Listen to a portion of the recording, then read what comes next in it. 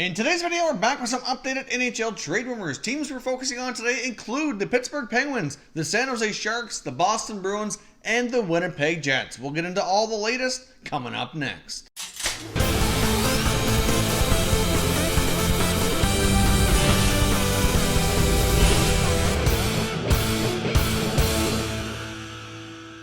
Welcome back here to Top Shelf Hockey. Now we're going to jump right into the content today, leading in with the San Jose Sharks. In case you missed my video from earlier today, the San Jose Sharks have signed Erik Karlsson to a massive 8-year contract extension worth $92 million.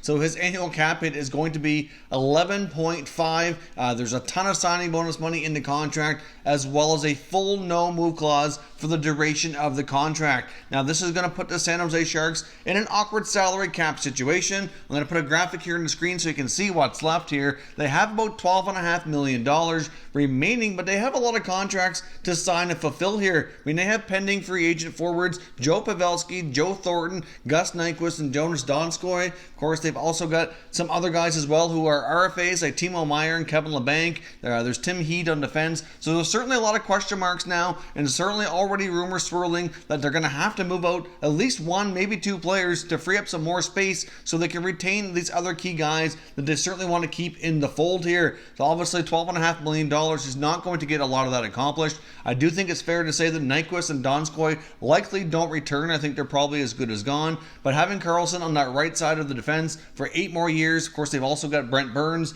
they've also got Vlasic. So these 3 guys are tied up to some big money deals for a large number of years. So that's going to keep a lot of other guys really from getting a lot of playing time.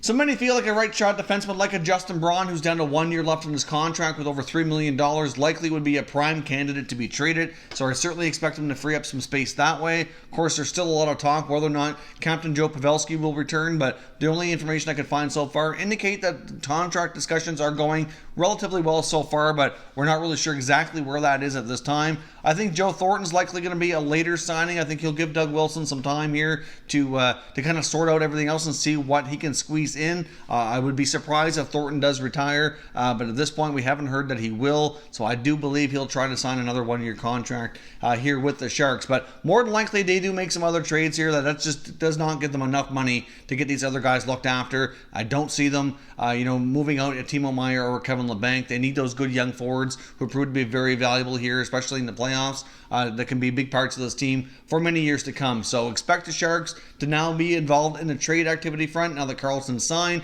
Maybe we'll see a deal happen here either at or before the NHL draft coming up this Friday evening. Of course, there's also another right shot defenseman in Tim Heed, who's a UFA, and maybe he doesn't return, but to me, it'd be more likely that they'd sign Heed for a shorter term, lower valued contract to play on the third pair, and likely move out Braun, who's making more money, get more cap space that way. So I guess we'll see here, but a huge news for the Sharks, which is likely going to result in some trades coming up here soon. Now let's jump over to the Pittsburgh Penguins. Now it's widely believed here that Phil Kessel may not be being traded after all.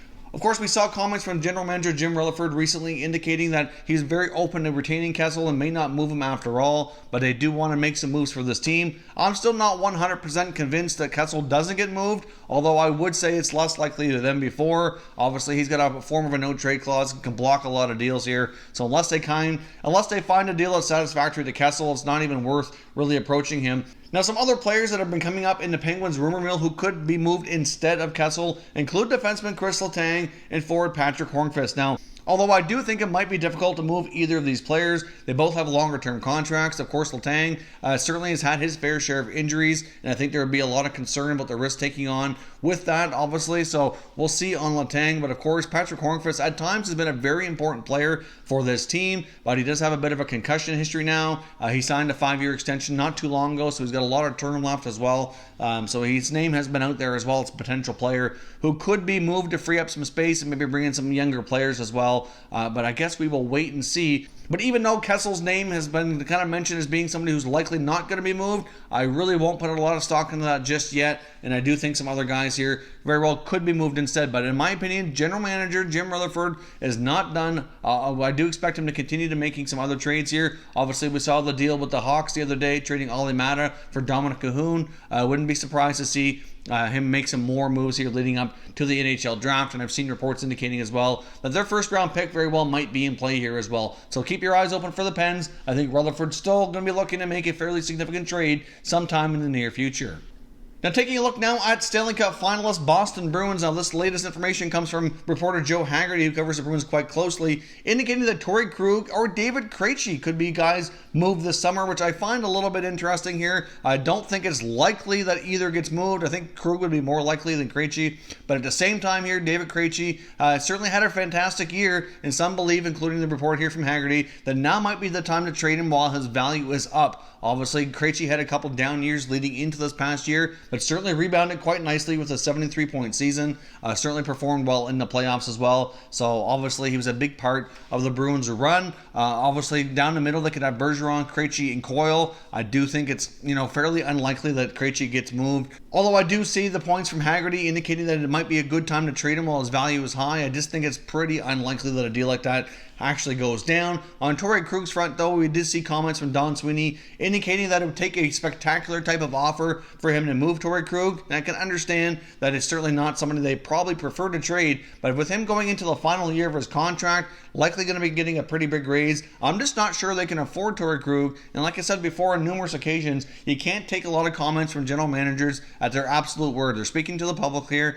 They're not going to give away all their plans to the media and announce publicly what they want to do because they need to have leverage when they're negotiating here with other teams. So obviously putting that out there, saying that he needs a spectacular deal to even consider it, is certainly going to encourage teams who might want to approach him about a trade to certainly ante up their offers. So certainly good comments here from Don Sweeney. I wouldn't expect anything different.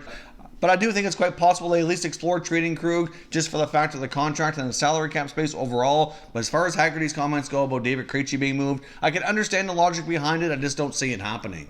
Now, next up, I want to talk about the Winnipeg Jets. Now, obviously, the Jets talk has mostly revolved around Jacob Trouba, and I think it's fair to say, based on all the reports out there, that there is a ton of interest, all kinds of talk going on, and it's really difficult to say where he ends up right now. I think Trouba has a lot of leverage in this case, because obviously teams are not going to want to trade for him if they don't feel confident they can get him signed to a contract extension here, probably for, at least a fairly long-term deal, probably at least 5 to 7 years, probably what they're looking at for what the asking price that they're going to have to give up to bring him over to their club.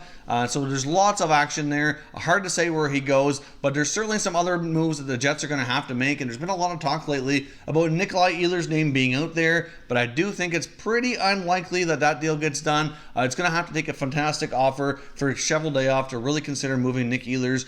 He signed a pretty long-term contract at $6 million per year. He's been a great performer during the regular season. Now, I've cited reasons before indicating they might consider this due to his lack of playoff production, but it's still going to take a pretty awesome deal here to get a young forward with that much talent off the Jets roster. Obviously, they got to sign guys like Patrick Laine. They got to sign Kyle Connor this summer as well. They have some other contracts coming due. So they do have a lot of decisions to make, but I don't see Ehlers necessarily getting traded. I do think it's more likely that we see a player like Matthew Perreault, who's down to 1 year in his contract on $4 million. He could be a utility type player, can play up and down the lineup. He makes a lot of sense to be a player that the Winnipeg Jets try to shed salary on to help put that money towards these other younger players' contracts who needs to be done here. And I do think it's quite possible as well that not just Trouba, but there could be a lot of other moves happening on that Winnipeg Jets blue line, which could cause their decor to look quite a bit different next year. There's been some talk as well that they have had negotiations with Tyler Myers that they're not ruling out